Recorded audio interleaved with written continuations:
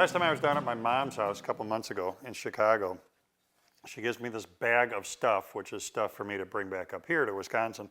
And in the bag was this little thing. Well, thank God for moms, because my mom saved this thing. This is probably not the very first thing I ever made out of wood, because I was putzing when I was pretty little, but probably the first organized project I ever made out of wood. This was a tray that we made in junior high, because we called it junior high then, not middle school. I can't remember, we started as 6th or 7th graders, so I was somewhere around 11 or 12 years old, which means this thing was made 43, 44 years ago.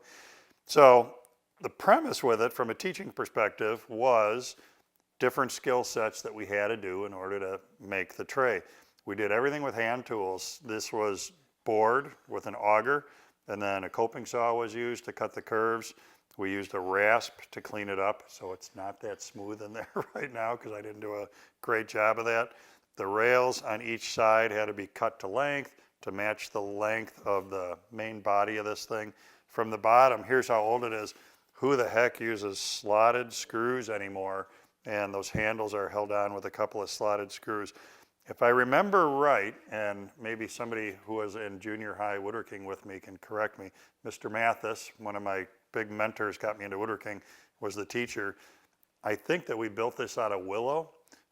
It was a wood that was inexpensive, and it looked pretty cool. It's kind of too bad I stained it, because willow's got a pretty cool natural color to it. Staining was probably part of the teaching process, though.